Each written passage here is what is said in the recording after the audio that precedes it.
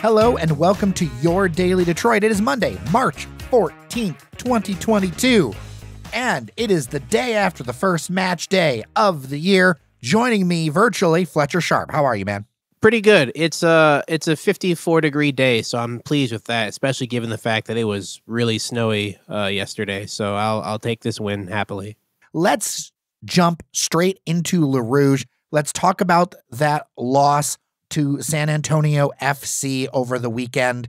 It was tough to see that loss, but also, I gotta say, and of course, we're going to be a little bit more, persnickety, because we're at a higher level now when we get to the breakdown a little bit out farther on. But we cannot forget that San Antonio FC is still the odds-on favorite by 538 to win it all in the USL Championship. So this kind of showing, I mean, for a first time out, it's not a win, but it definitely was not Monterey Bay FC in what they did. I mean, it's not like they're playing now defunct Puerto Rico FC, who was just terrible, or Antigua Barbacoa or something.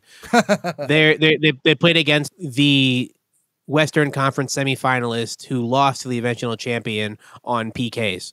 Like, they could have very easily been in the final themselves. So this is a very solid, very classically structured team who's just irritants. As you saw last night, there were like 25, 30 fouls called last night because they're an irritant type team. One of their star players, PC, their right back, a Brazilian, he's an irritant. I can't say what I would have called him on the air, but like, you all know the 7-letter word I'm trying to say.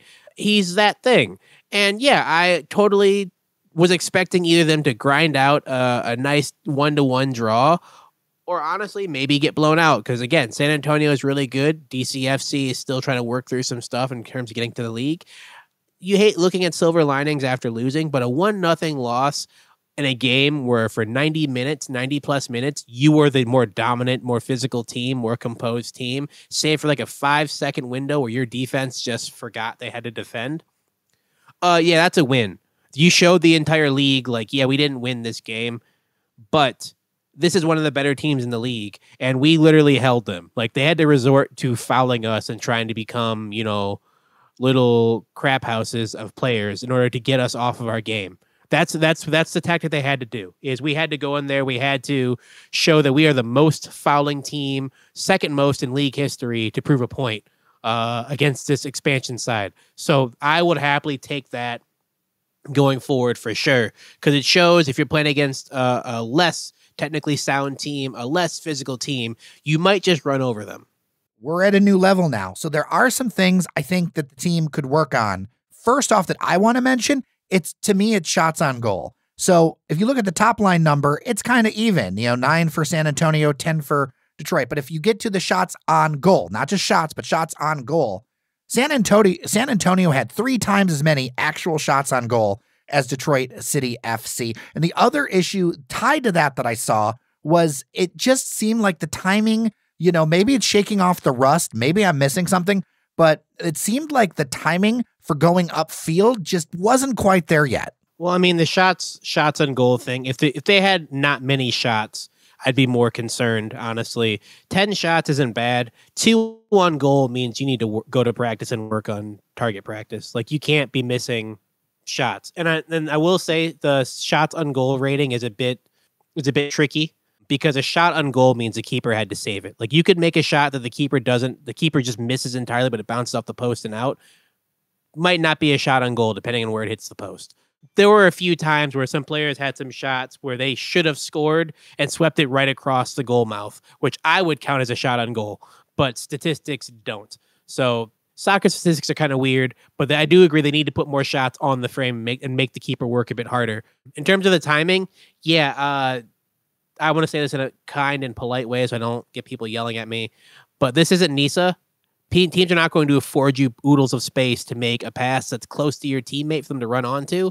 If you make a not great pass here against a good team like San Antonio, maybe against another not so awesome team, maybe, OKC Energy or something, but against a good team like San Antonio or Tampa Bay or Phoenix, 8 out of 10 times that ball is going to get taken away from whoever you're passing it to if you don't make a really clean, concise, crisp pass. So they need to work on that, and I'm sure they'll get to it because there's, again, It's early on. A lot of these players have been practicing with each other for a minute, but some of them have just been announced, so they have like not been around for a minute. They're still learning where each other are on the field. Hopefully by mid-season, they're throwing these passes like no look to people in areas, and they're able to work with that. So that's a little worrisome now, but it'll be a lot more worrisome if we're still talking about this topic in 2 weeks. Yeah, that's why I said maybe they just need to shake the rust off, because that would totally make sense. Now, when we're talking about shots on goal, we cannot go forward without talking about the beast that Nathan Steinwasser was. He showed, at least to me, he is 100% ready for the USL. Honestly, if you'd told me this 3 years ago that he would still be their starting keeper, I'd be a little worried. There was a time about 3-4 years ago where I was like, all right, they brought in a few other keepers. Maybe these other keepers are ready to take the step. I don't know if Nate is. And the jump from MPSL to NISA, Nate put in a bunch of work to make sure that he tightened up his game. And I figured he'd do the same from NISA to the USL Championship. And he showed very much that he is a USL Championship keeper. Is he the best USL Championship keeper? Too early to say right now. But if you're looking at replacing players, he's not one of those you need to replace. He's the first or second name you'll be calling on when you go forward with his DCFC roster until he decides he does not want to be the keeper anymore. He gave a showing to show that the reason why they call him the Stein Monster is a very, very correct nickname to give. And I'm happy for him, because things could have gone a lot more wrong. And even the goal that got scored, that was not on him. The defense literally just forgot to track back, and he had to try to make an amazing play, and unfortunately he was unable to get a hand on the ball. One thing I noticed was we got into the second half a bit, and you saw Coach Trevor James kind of change the look of the team. You saw Billy Forbes make his first appearance. It felt like they did need to shake some things up. Yeah, those attacking subs should have came in a little bit earlier. There were a few players who came off I did not think needed to come off because they were playing fine. There were a few players who came off who should have came off a bit earlier.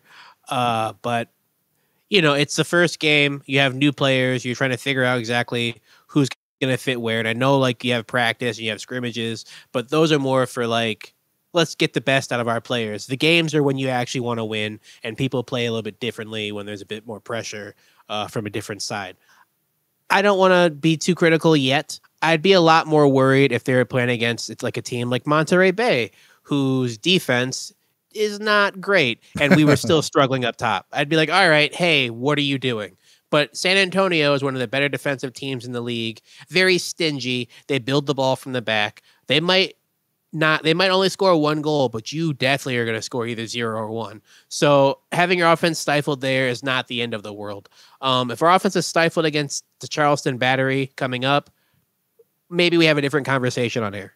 All right, let's talk about Charleston Battery. They beat FC Tulsa 1-0. Now, I caught some of that game, and the only reason Charleston won was a, goal very early, I think about 10 minutes in. If you look at 538.com, they've got the kind of big ratings chart or the big predictions chart of where people are or where teams are. That will evolve over time. Charleston and Detroit City FC are neck and neck in the same neighborhood. Charleston is one of those clubs that's been around for a very, very long time in the USL Championship, back when it was known under a different name. They've just been around for a while, but they've never necessarily been world beaters. They haven't been the worst club around, but they've never really been, like, awesome. So to see them ranked with an expansion club in terms of winning the league, if I was a Battery fan, would make me not feel great. If I was an expansion club, I'd feel awesome. Like, all right, we have a better chance than some established teams. So yeah, it's kind of what we're looking at now with the Battery. They will be coached by former U.S. national team player Connor Casey, who this is his first full-time head coaching job. They will have some new players like Augustine Williams, who's from the Sierra Leone. He actually was just at the Africa Cup of Nations. They'll need him because they'll be losing Claudio Repetto, their team high 9 goals, moving on to Phoenix Rising. Last year they gave up 60 goals. 60 goals, which was the most they'd allowed in their team's 29 season history. It's going to put some pressure on Leland Archer, their captain, Trinidad and Tobago star.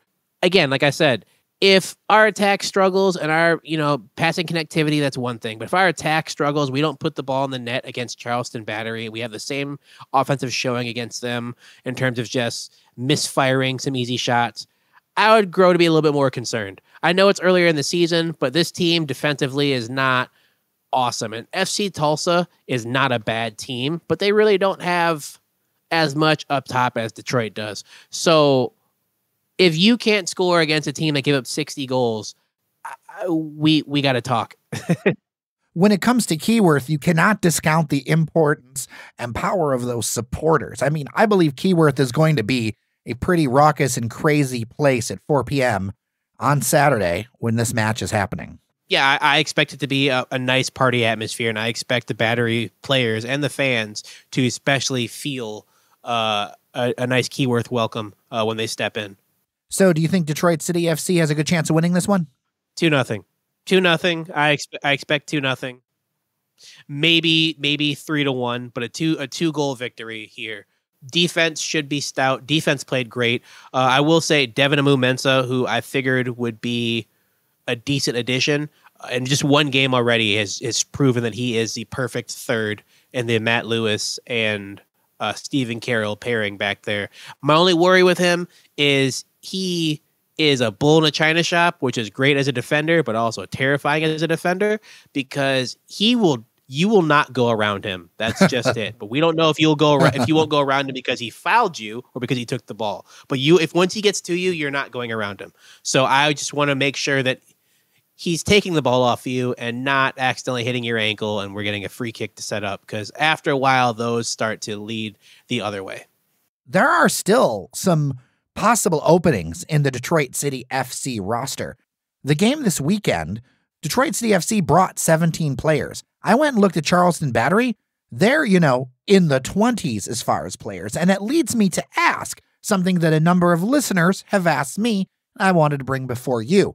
What is going on with some of the players from previous years? And specifically, I think we need to keep an eye out because people are wondering what happened to Cyrus Saydee. And then some other players, which I know the other players, you've been able to kind of track down what happened to them with an idea of like, we know who's not going to come and we don't know what some things are. But I think it's important to remember it's probable that Detroit City FC is not done with their signings yet.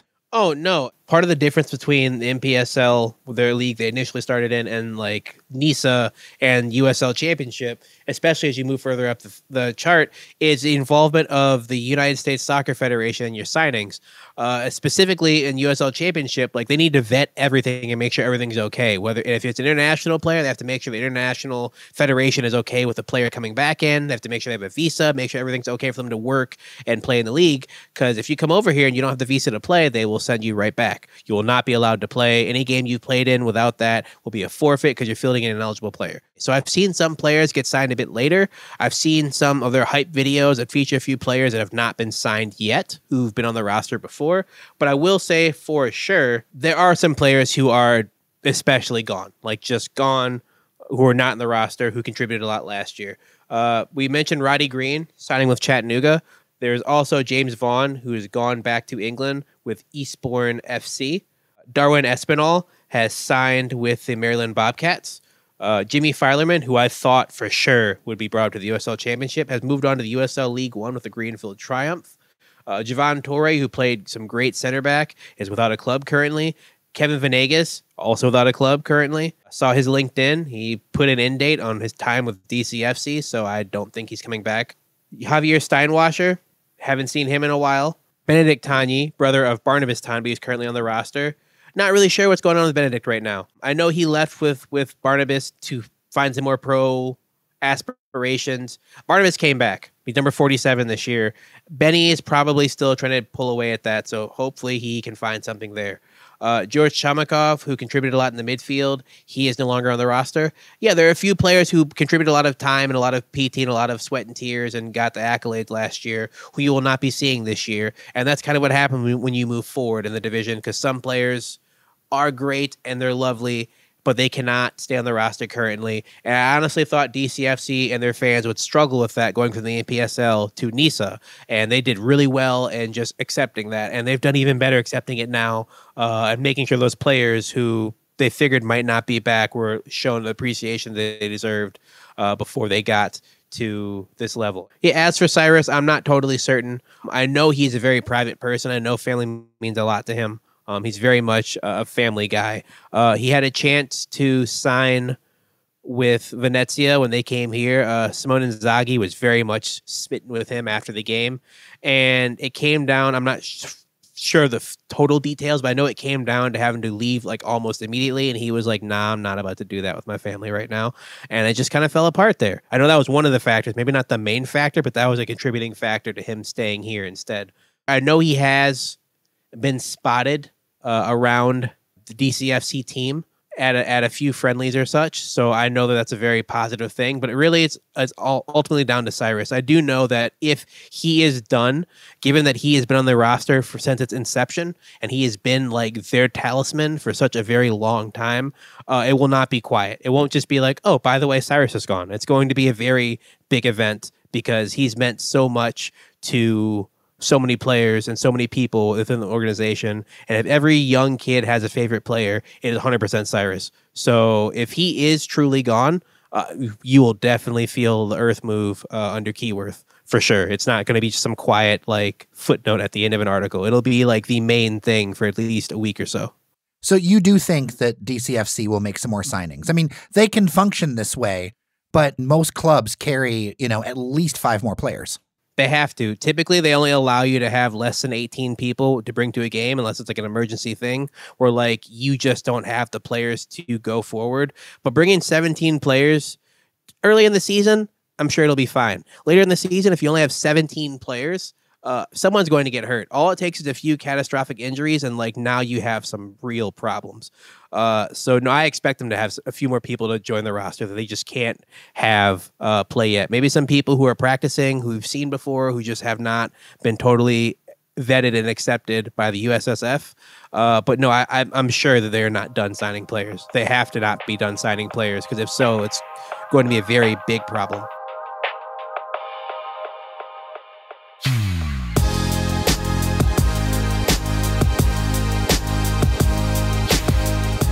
All right, Fletcher, thank you so much for getting us up to speed on everything Detroit City FC. I'm looking forward to Saturday afternoon at Keyworth. Later in the week, we'll talk a little bit about the NCAA tournament. I'm looking forward to it. As always, good to talk to you, man.